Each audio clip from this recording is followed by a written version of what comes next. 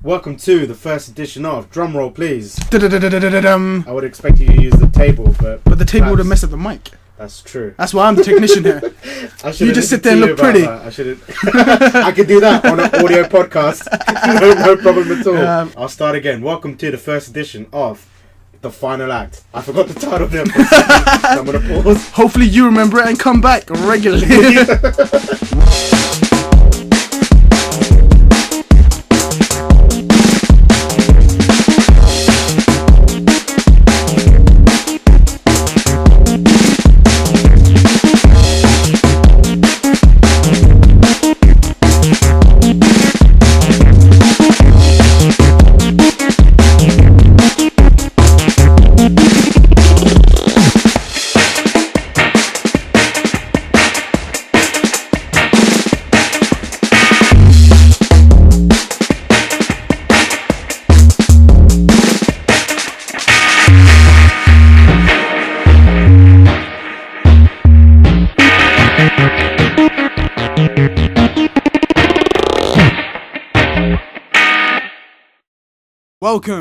Welcome to the first edition of The Final Act, where we aim to bring you the most recent and key issues in the movie industry today. But what are those key issues? Movies we love and movies we're interested in. That's right. So welcome, I'm Ronin. And I'm Starbuzz. Seeing that this is the third podcast, you sure you want to stick with that? What's wrong with Starbuzz? Well, it kind of sounds like a drink, no?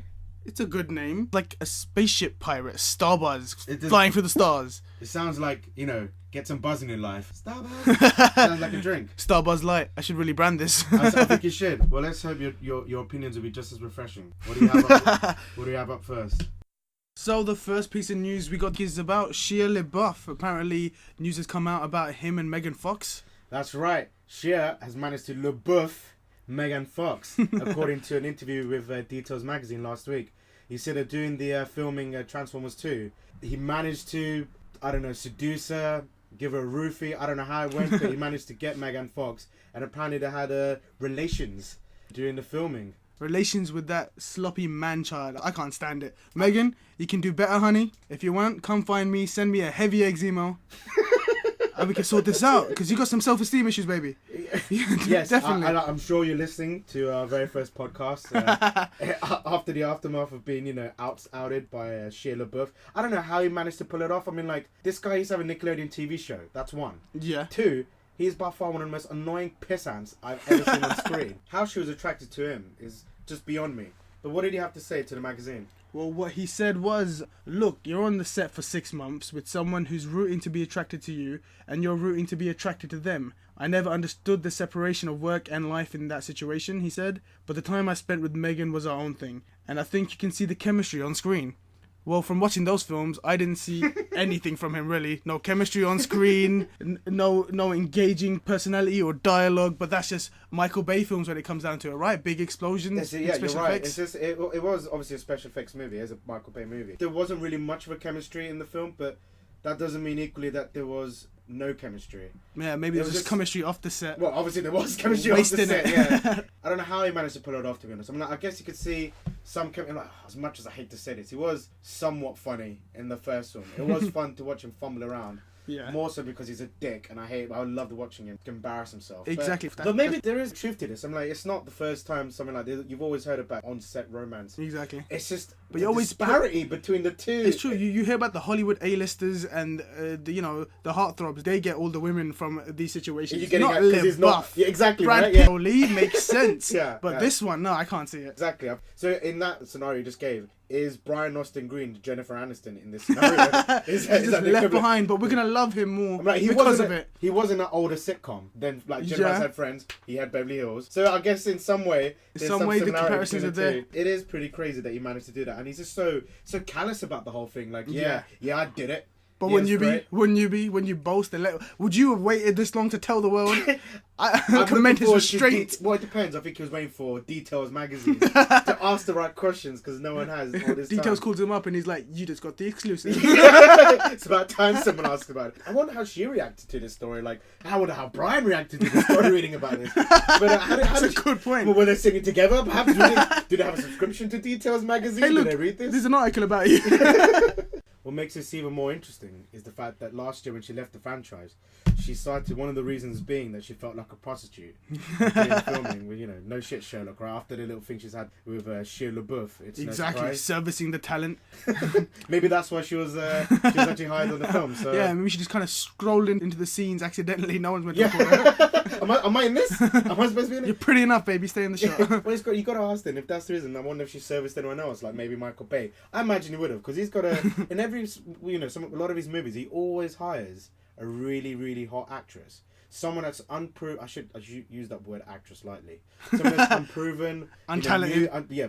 questionable at the very least. Because I mean, fair enough. He did have Tony Leone for Bad Boys. Oh yeah, bloody hot. But Megan Fox, fits that mold perfectly. So you got to ask why he had her on. But maybe this is part of the plan all along. So well done, Shia.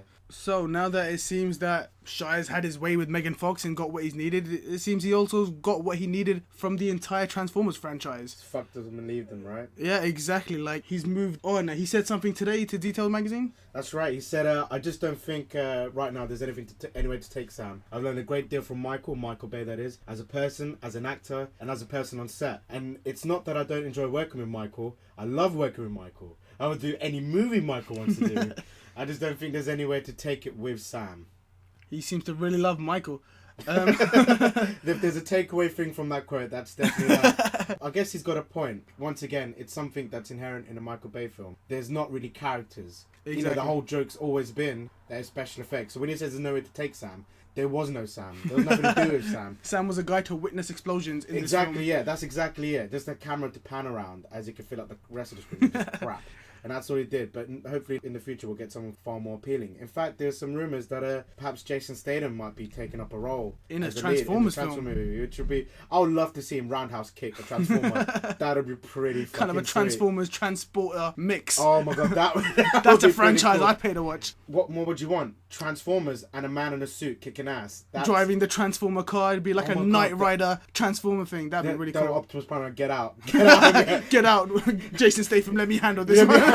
Jason's like, no, I've got this. And maybe them to have a little bad cop, good cop feel. That's where they could take the franchise. Oh, there we go. We're doing your work for you, Michael. Well, hopefully this will bring an end to the franchise. I've long since voiced my concern over how poorly the franchise keeps getting progressively. The first one was fun. I know a lot of people disagree.